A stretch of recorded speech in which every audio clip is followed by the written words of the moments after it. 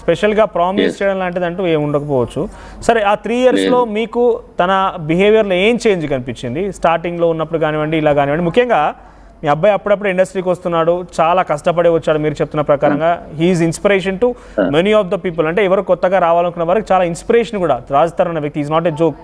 So అటువంటి వ్యక్తి అప్పుడే కెరీర్ స్టార్టింగ్లో ఇటువంటి ఒక అమ్మాయితో రిలేషన్షిప్, మీరు పెళ్ళి అంటూ దీవించడము, తెలియని ఒక అమ్మాయికి ఇంట్లోకి వెళ్ళి పూజలు చేయడము ఎప్పుడు తప్పు అనిపించలేదా?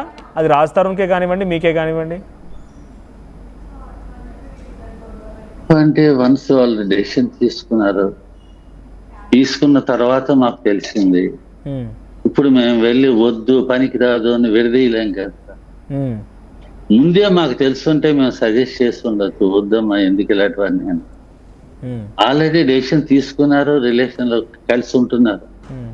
కలిసి ఉంటున్న తర్వాత 1 year తర్వాత మాకు తెలిసింది. తెలిసిన తర్వాత పనికి రాదు అని మేము గొడవ పెట్టలేం కదా. గొడవ పెట్టి రాద్ధాంతం చేస్తే అది న్యూసెన్స్ అవుతుంది, దానివల్ల ప్రయోజనం లేదు.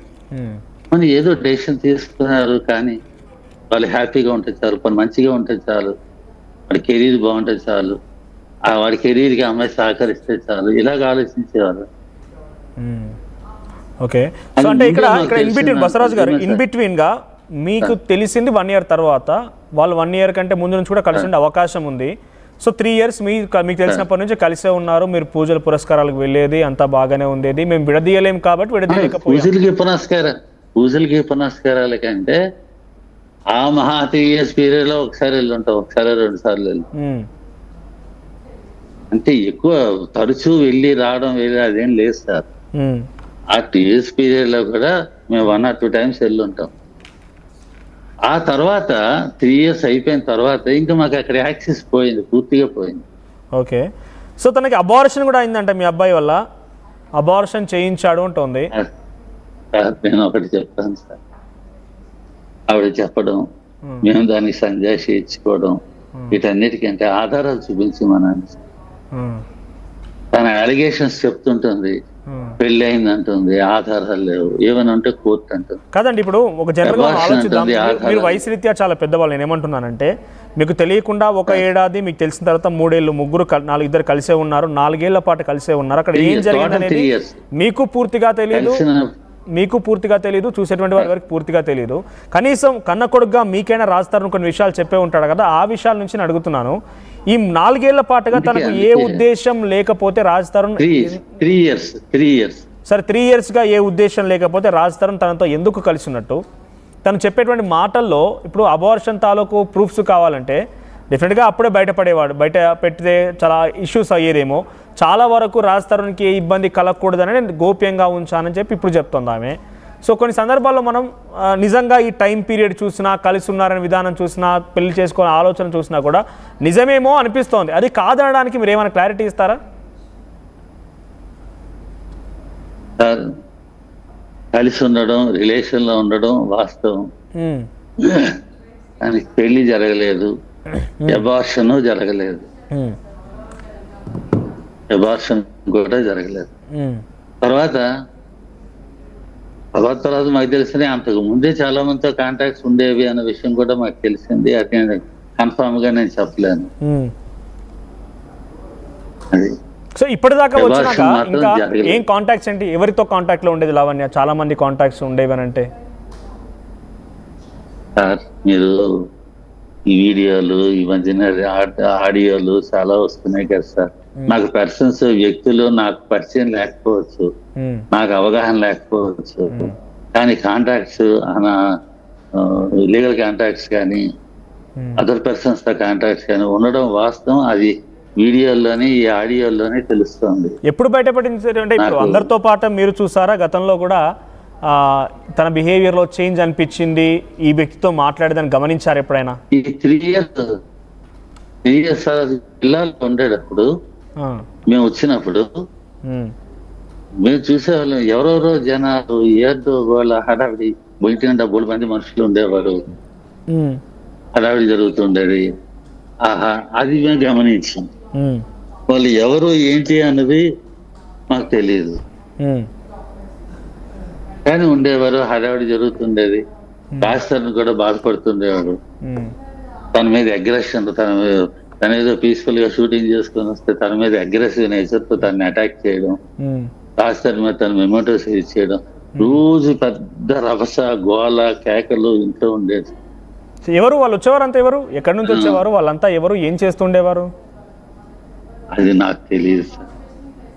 సరే, మీరు డైరెక్ట్ గా కొన్ని విషయాలు ఇబ్బంది పడుతున్నారు, మీరు కొంత లిమిటెడ్ గానే మాట్లాడాలనుకున్నారు, అర్థమవుతోంది. నేను చెప్తున్నాను ఒక విషయం ఇక్కడ.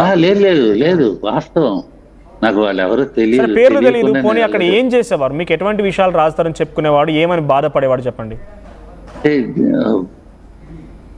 రాస్తారని చెప్పడం ఏంటంటే నాకు తెలియదు. రాస్తారు కొన్ని సందర్భాల్లో మాకు చెప్పాడు, ఎక్కువ మాట్లాడడం కానీ ఎక్కువ షేర్ చేసుకోవడం కానీ రాస్తారు చేయడు. అతనిలో ఉన్న వీక్ పాయింట్ అది. ఓకే, అది ఎంత మదన బాధపడుతుంటాడు, మరీ పీక్ స్టేజ్ వస్తే కానీ షేర్ చేస్తాడు. ఓకే, అలా 1 or 2 సందర్భాల్లో మాకు చెప్పడం ఏంటంటే నేను భరించలేకపోతున్నాను, ఎవరెవరు వస్తున్నారు, ఏదో గోల అవుతుంది. ఆఖరికి రాజకీయ డౌట్ ఎక్స్ప్రెస్ చేశారు, డ్రగ్స్ కూడా తీసుకుంటున్నారు. మళ్ళీ చెప్తారు. డౌట్ కూడా ఎక్స్ప్రెస్ చేశారు, డ్రగ్స్ కూడా కన్జ్యూమ్ అవుతుంది అక్కడ అన్నది డౌట్ కూడా ఎక్స్ప్రెస్ చేశాడు. ఓకే, డీజేలు గోల హడావిడి, మా డ్రింక్ అంటే కామను అని చెప్పేవాడు.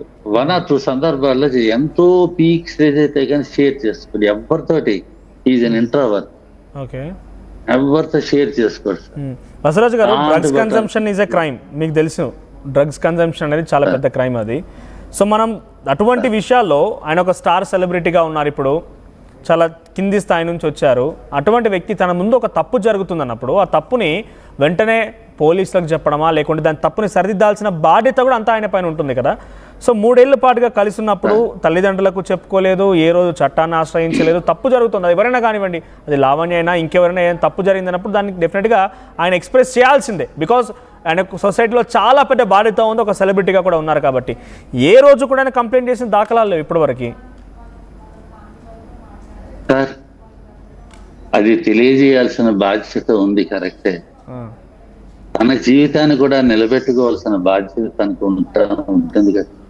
ఓకే, ఒకసారి కానీ ఆ విషయం బయట పెడితే తను ఏదో పెద్ద హీరో లాగా బయట పెట్టాడు అనుకోండి, రభస్ అవుతుంది. అప్పుడే కొత్తగా వస్తున్నాడు, ఇండస్ట్రీలోకి వచ్చాడు, అదంతా రభస్ జరిగిపోయి ఎక్కడ ఏమైపోతుందో, నా కెరీర్ ఎక్కడ దెబ్బతింటుందో అని భయంతో, చిన్న కుర్రాడు అప్పటికి, భయంతో అలాగా అణిగి అలా కంట్రోల్ చేసుకుని ఉన్నాడు తప్పితే.